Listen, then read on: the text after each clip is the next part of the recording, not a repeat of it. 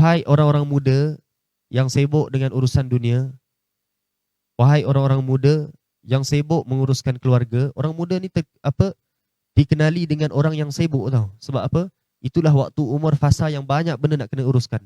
Waktu itulah bos dia angkatkan pangkat dia. Waktu itulah dia kena cari kerja. Waktu itulah maknya sakit. Waktu itulah adiknya perlukan dia punya support. Waktu umur muda. Maka kita seru pada orang-orang muda. Wahai orang-orang muda yang sibuk dengan keduniaan. Wahai orang muda yang sibuk dengan keluarganya nak diuruskan. Wahai orang muda yang sibuk dengan nak cari duit untuk keluarga. Wahai orang muda yang banyak sibuk dengan urusan-urusan yang tertentu. Jangan lupakan Nabi kita SAW. Ini Nabi tak boleh lupa. Tak boleh lupa. Kalau kita tak lupakan Nabi, Nabi ni siapa? Kekasih Allah Ta'ala. Kita tak lupakan kekasih Allah, Allah tak lupakan kita. Kita tak lupakan kekasih Allah, Allah pandang pada kita. Kita tak lupakan kekasih Allah, Allah boleh suka pada kita. Dan kalau Allah dah suka pada kita, jangan kita tanya lagi apa yang kita dapat. Kalau Allah Tuhan sekalian alam, Tuhan keluarga kita, Tuhan kerja kita, Tuhan nafkah kita, Tuhan rezeki kita, Tuhan kesihatan kita, Tuhan badan kita, Tuhan segala sesuatu yang ada di atas muka bumi ini, Tuhannya bos kita, Tuhannya meeting kita, Tuhannya pintu rezeki, Tuhannya projek, Tuhannya proposal, semua Tuhannya Allah. Maka kalau kita dipandang dan disukai oleh Allah Ta'ala, jangan kita bayangkan lagi apa yang kita dapat. Macam-macam kalau kita dah berpihak pada Allah dan Allah berpihak pada kita. Maka jangan tinggalkan dalam kesibukan hari-hari dan waktu kita. Kita seru pada semua khususnya orang-orang muda yang sibuk. Sibuk macam mana pun jangan lupa Nabi SAW. Yang kalau orang sebut tentang Nabi Muhammad tu, sanjungkanlah Nabi Muhammad. Ya, kita tahu anda sibuk dengan kerja. Ya, kita tahu dalam hati anda banyak perkara yang anda fikirkan. Ya, kita tahu dalam minda anda banyak perkara yang anda uruskan. Banyak perkara yang anda fikirkan, banyak perkara yang anda lakukan. Banyak orang yang bergantung pada anda. Tapi jangan lupa kita kena gantung kepada kekasih Allah Ta'ala. Jangan lupakan Nabi SAW. Nabi naik, waktu dinaikkan ke atas Mi'raj, Nabi naik atas. Pertama waktu Isra', Nabi pergi Masjidil Aqsa. Waktu dekat Masjidil Aqsa, yang menanti Nabi siapa? Sekalian ramainya Nabi-Nabi dan Rasul. Ada riwayat yang mengatakan sekitar 120,000 yang menanti kehadiran Rasulullah SAW. Semuanya duduk, semuanya berdiri menanti kehadiran Nabi. Untuk apa? Untuk diimamkan salat sunat 2 rakaat oleh Nabi SAW. Nabi datang aja, terus semua hulurkan Nabi ke depan dan Nabi imamkan. Habis Nabi salat, Nabi pun pusing kepada jemaah Nabi-Nabi dan Rasul. Jemaah Nabi dan Rasul yang menjadi jemaah paling layak untuk Rasulullah siapa? Nabi-Nabi dan Rasul. Mulianya Nabi SAW.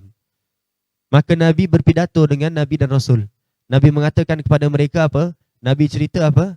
Kebanyakan cerita Nabi, bahkan semua cerita Nabi kepada sekalian ramainya Nabi dan Rasul yang ada di hadapannya adalah berkaitan dengan kita.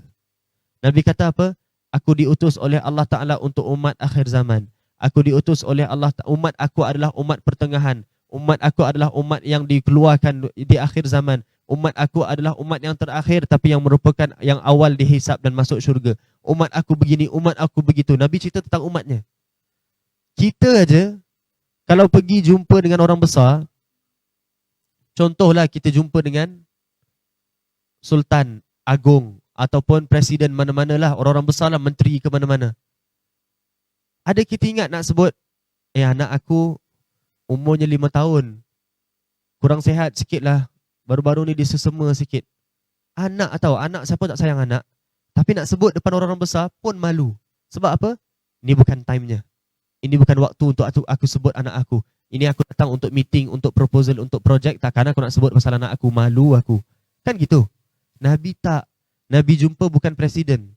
Nabi jumpa bukan prime minister. Nabi jumpa bukan menteri-menteri. Nabi jumpa bukan sultan, bukan agung. Nabi jumpa 120,000 Nabi-Nabi dan Rasul. Apa yang Nabi sebut? Nabi hanya sebut pasal kita. Nabi malu tak? Tak. Nabi sebut dan sebut pasal kita. Nabi lupa tak? Tak. Maka kita jangan lupakan Nabi SAW. Kemudian Nabi naik Mi'raj ke atas. Sehinggalah Nabi sampai kepada Sidratul Muntaha. Tempat penghabisan. Apabila Nabi sampai di situ, Nabi kata, Jibril kata pada Nabi SAW, wahai Rasulullah, majulah kamu ke hadapan. Jemputan ini khusus untuk kamu sahaja, aku tak dibenarkan.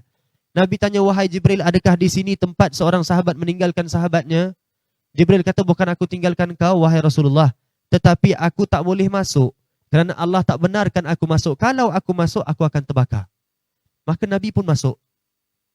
Tempat yang tak ada manusia dan tak ada makhluk boleh masuk. Hatta Jibril sekalipun tak boleh masuk. Nabi masuk. Nabi masuk dengan pakaiannya. Nabi masuk dengan serbannya. Nabi masuk dengan selipar capalnya. Nabi masuk. Masuk dalam Sidratul Muntaha. Nabi menembusi tumpuan cahaya yang berlapis-lapis, yang gemilang-gemilang cahayanya. Nabi tembus. Sehinggalah sampai satu tempat yang Nabi diberikan izin oleh Allah Ta'ala untuk menatap Allah Ta'ala. Melihat akan zat Allah yang maha suci. Perlu kita faham. Allah, seperti mana kita belajar, Allah tak bertempat. Nabinya bertempat. Maka Nabi dijemput kepada satu tempat. Allah tak bertempat. Nabi lihat kepada Allah Ta'ala. Kemudian Nabi mengatakan, At-tahiyatul mubarakatuh salawatut tayyibatu lillah. Allah pun balas, Assalamualaikum ayyuhan nabiyyu wa rahmatullahi wa barakatuh. Allah kata, salam sejahtera kepadamu, wahai Nabi, dan kesejahteraan dan rahmat dan keberkatan ke atasmu. Allah Ta'ala sebut begitu. Allah ni siapa? Allah yang mencipta segala-galanya. Allah yang sebut begitu kepada hambanya Nabi SAW.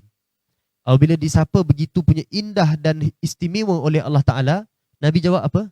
Assalamualaikum alaina wa ala ibadillah salihin. Para ulama mengatakan alaina adalah kepada umat Islam semuanya, ibadillah salihin adalah khusus untuk hamba-hamba yang saleh. Nabi dapat anugerah pada Allah. Contohnya lah, kita pergi menghadap tuanku, salam hormat pada tuanku. Tuanku pun kata, salam hormat dan kemuliaan kepada anda. Kita pun cakap apa? Kami terima kehormatan. Kami? Kau ngadap seorang? Kami. Sebab apa? Kami, aku dan sekalian umatku. Subhanallah, di hadapan Allah Ta'ala, Allah bagi salam. Kalau kita ajalah, tuanku dalam ramai-ramai jalan dekat perit, tuanku tengok, engkau datang menghadap aku seorang-seorang nanti.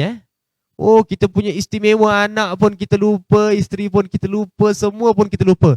Tuanku nak ngadap, tuanku minta aku ngadap. Dah ngadap lagi lah kita lupa. Diri kita pun kita lupa. Punya istimewa dapat ngadap tuanku kan? Tapi ni Nabi tak. Allah panggil ngadap begitu punya istimewa, menembusi segala had yang makhluk lain semua tak boleh masuk. Bahkan bukan hanya menembusi tau. Dah tembus sampai satu tempat yang Allah kata Assalamualaikum. Salam sejahtera kepadamu daripada Allah Ta'ala. Terus daripada Allah Ta'ala. Tak ada hijab, tak ada apa-apa yang blok antara Nabi dan Allah Ta'ala. Terus Allah mengatakan Assalamualaikum. Nabi sebut apa? Assalamualaikum. Kepada aku dan juga umatku dan juga orang saleh. Subhanallah, Nabi tak lupakan. Berkat Nabi tak lupa kita, Allah balas balik dengan apa? Allah kata, Allah pasangkan medal-medal pada Nabi SAW dan kepada umat Nabi. Allah anugerahkan umat dengan macam-macam keistimewaan. Antaranya adalah solat yang Allah berikan pada kita. Subhanallah. Jadi pada anak-anak muda, pada orang-orang muda yang sibuk. Ini apa pesanan bagi kita juga sebab kita pun muda. Kepada semua yang sibuk dengan urusan dunia memang patut diuruskan. Tak boleh dielakkan. Selagi mana kita dekat dunia memang kena uruskan. Itu hak-hak dan tanggungjawab orang sekeliling kita dan diri kita. Kena uruskan dengan baik. Tapi jangan lupakan kekasih Allah Ta'ala. Jangan lupakan Nabi SAW. Kalau kita dengan Rasulullah, kalau kita dah bergabung dengan Rasulullah, apa yang boleh kacau kita? Tak boleh, sebab apa? Kita dah berpihak pada Allah Ta'ala. Kalau kita dah dengan Rasulullah, apa yang boleh merisaukan kita? Tak boleh, sebab apa? Kita dah berpihak pada Allah Ta'ala. Tak ada apa-apa yang boleh risaukan kita. Sebab apa? Allah berpihak pada kita. Maka jangan kita lupakan Nabi SAW. Khususnya hari Jumaat, majlis-majlis begini yang mengajak kita untuk mengingat Rasulullah SAW, majlis maulid Khamis malam Jumaat, majlis selawat, dan tempatkan Rasulullah pada tempat yang special dalam hati kita. Yang kalau orang tanya, siapa idola engkau? Kita nak sebut nama Nabi Muhammad, kemudian kita sebut nama orang lain.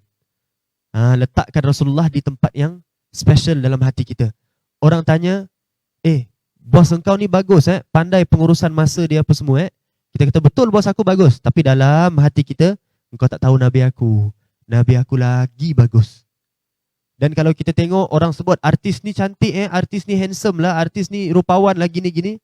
Dalam hati kita, kau tak kenal Nabi aku. Nabi aku manusia yang paling rupawan, manusia yang dicipta seolah-olah seperti mana yang dia nak, seperti apa style, cara, pattern yang dia demand daripada Allah sendiri, seolah-olahnya. Sebab apa? Everything is perfect. Everything is perfect. As if according to what he requested from Allah. He did not request, tapi as if according to what he requested. Sebab apa? Perfect. Perfect. Orang sebut tentang pemimpin begini hebat dan hebat. Memang hebat. Kalaupun pemimpin tu hebat, oh betul dia hebat, betul dia hebat. Tapi dalam hati kita, pemimpin aku paling hebat Rasulullah sallallahu alaihi wasallam. Put him at a special place in our heart. At a special stage in our heart. The highest stage, the highest ranking in our heart, Rasulullah sallallahu alaihi wasallam. Bersama dengan Nabi, tak ada apa-apa yang boleh ganggu kita. Cukuplah kalau orang kata bekalan apa untuk bawa kita mengharungi zaman ni. Bekalan apa untuk membawa kita mengharungi zaman yang akhir zaman. Zaman yang orang sibuk dengan perkara-perkara begitu dan begini. Zaman yang ada macam-macam wabak dan sebagainya, macam-macam ujian untuk atas umat Islam. Cukup dengan kita bergabung dengan Rasulullah. Jangan lupakan Nabi SAW. Khususnya hari Jumaat dan malam Jumaat. Khususnya hari Jumaat dan malam Jumaat. Ada jemputan majlis maulid, hadir. Ada jemputan orang ajak untuk selawat pada Nabi. Selawat. Ada orang sebut tentang perkara-perkara begini dan begitu. Terus ingat Rasulullah. Terus ingat Rasulullah. Ingat Nabi SAW. Admire him. Admire him. Fantasize him. Admire him. Idolize him. Sebab dialah idola yang paling selayaknya kita letakkan sebagai idola. Wallahu alam, sekadar itu sahaja. Mohon maaf atas masa yang diambil. Moga-moga kita dapat manfaat. Petang-petang Jumaat ini pengisian yang kita buat. Moga-moga kita dapat manfaat. Jangan tinggalkan Nabi kita. Moga-moga Nabi kita tak tinggalkan kita. Kalau kita tak tinggalkan Nabi kita sekarang, Nabi kita tak tinggalkan kita di mahsyar. Di mahsyar kalau Nabi kita tak tinggalkan kita, kita dapat syafaat. Dapat syafaat, semua lepas, adab semua lepas. Jangan tinggalkan. Kita tutup dengan satu cerita. Sayyidah Fatimah, putrinya Rasulullah sallallahu alaihi wasallam, pernah satu hari Sayyidina Ali balik ke rumah. Sayyidina Ali nampak isterinya tengah masak, tengah gaul gandum. Kemudian Sayyidina Ali kata, wahai Fatimah, aku kesian tengok engkau letih. Pergilah pada bapa engkau, iaitu Rasulullah SAW, dan minta daripada bapa engkau kalau ada mana-mana hamba sahaya yang boleh kita jadikan pembantu untuk engkau. Fatimah kata, aku malulah wahai suami aku. Nak ingkar cakap suami tak boleh. Jadi dia kata apa? Aku malu wahai suamiku. Kemudian Sayyidina Ali kata, pergi minta.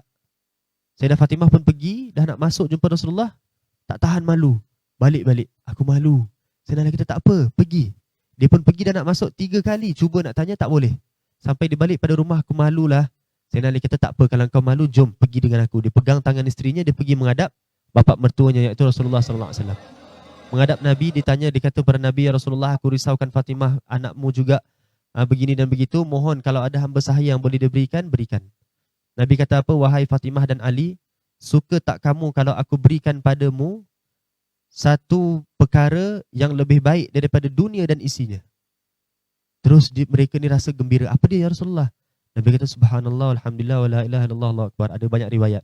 Ada yang kata subhanallah, alhamdulillah, Allahu akbar lepas solat. Zikir subhanallah, alhamdulillah, wa la ilaha illallah, Allahu akbar. Kalau kamu buat itu akan diringankan sikit kepenatan. Fatimah dan Ali merasa gembira sangat. Bahkan terbukti lepas tu kalau Fatimah letih, Fatimah sebut zikir begitu, terus rasa ringan badannya. Terus tak letih. Terus tertanggung keletihannya. Subhanallah. Begitu juga orang-orang muda yang letih dengan dunia. Orang muda yang letih dengan urusan dunia. Orang muda yang letih dengan mengurus keluarga. Orang muda yang letih dengan masyarakat. Orang muda yang letih dengan masalah sekarang yang berlaku. Orang muda yang letih dengan maksiatnya sendiri. Orang muda yang letih nak jadi orang baik tapi masih tak baik-baik. Orang muda macam kita lah. Dah nak jadi orang baik tapi masih tak baik-baik dengan lautan maksiat kita. Orang muda yang dah letih begini, jangan tinggalkan Rasulullah. Fatimah cari siapa letih? Cari Rasulullah. Dapat ubatnya tak? Dapat. Sepanjang zaman ubatnya adalah Rasulullah SAW. Cari Nabi kita SAW, akan terubatlah keletihan kita sehinggalah tak letih masuk dalam syurga bersama dengan Nabi SAW. Moga-moga Allah terima kita seadanya. Moga-moga Allah ampunkan dosa kita, tetapkan iman kita, berikan kita husnul khatimah, dapat mengucapkan la ilaha illallah Muhammadur Rasulullah sallallahu alaihi wasallam indal khatimah.